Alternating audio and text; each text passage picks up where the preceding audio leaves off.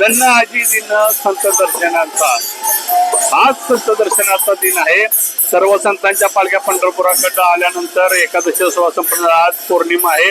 विठ्ठलाच्या दर्शनासाठी सर्व पादुका घेऊन सर्व पालखी प्रमुख दर्शनाला आलेले आहेत। आपण बघू शकतो की एक अभंग असतो, तो अभंग होतो विठ्ठला पुढे आणि विठ्ठला या दर्शनाला ह्या पादुका नेल्या जातात। आपल्यासोबत मंदिर समितीचे सदस्य आहेत जौंदाळ महाराज, काय सांगतात, काय परंपरा आहे? परिस्थिती मूळतः अशी आहे की हा जे सोहळे आहेत, प्रत्यक्ष पांडुरंग परमात्मा हा पूर्ण विश्वामध्ये देवाचा देव आहे। तो हा देवाचाही देव।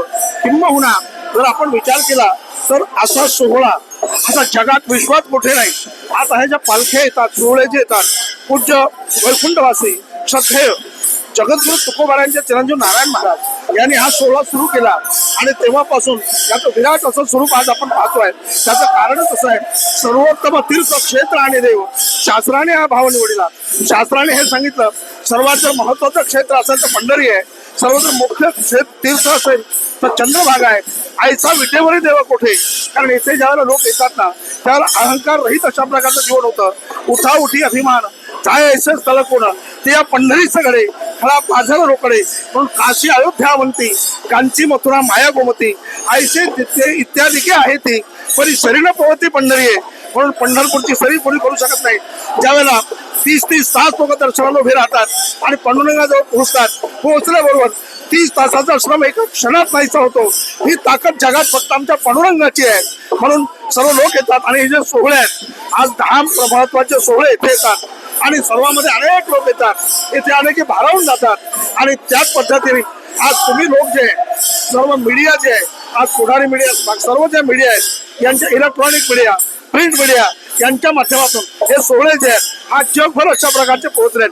आणि येथे पंढरीला येताना केवळ महाराष्ट्रातून दिंड्या येतात असं नाही, कर्नाटकमधून येतात, आंध्रमधून येतात, तेलंगणातून येतात, मध्य प्रदेशातून येतात, गोव्यातून येतात, अनेक राज्यातून येतात। आणि निश्चितपणे तुमच्या या सुसाट वेगामुळे, तुमच्या या प्रसिद्धीच्या सुसाट वेगाने निश्चित पूर्ण जगामध्ये सुद्धा जर कोण महत्वाचं क्षेत्र असेल तर ते पंढरी क्षेत्र आहे असा मला विश्वास आहे। म्हणून तुम्हाला धन्यवाद देतोय, तुमचं अभिनंदन करतोय। रामकृष्ण। आपल्यासोबत नगराध्यक्ष आहेत, काय सांगताल?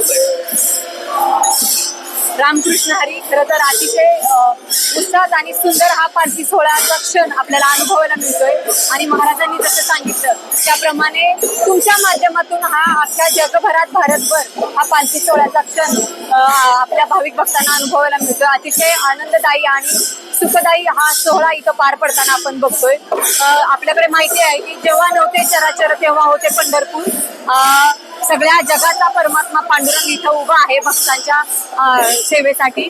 तर आज ज्या मानाच्या 10 पालख्या आहेत त्या इथं भेटीला आलेल्या आहेत आणि त्यांच्या भेटीचा हा सोहळा अतिशय उत्साहात पार पडताना आपण बघत आहे। टाळ चिपळ्यात मृदुंगाच्या गजरामध्ये सर्व वारकरी इथं दंग झालेले आणि भाविक भक्त इथं दंग झालेले आपल्याला पाहायला मिळतोय।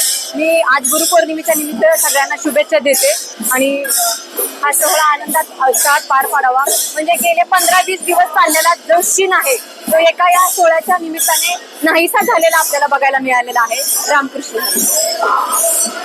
गोपाल काला घोड झाला, गोपाल काल्याच्या आणि गुरुपौर्णिमेच्या शुभेच्छा। खरं तर हा सोहळा संपन्न होत आहे। विठ्ठल मंदिरातून जगदीश डांगे, येस मराठी।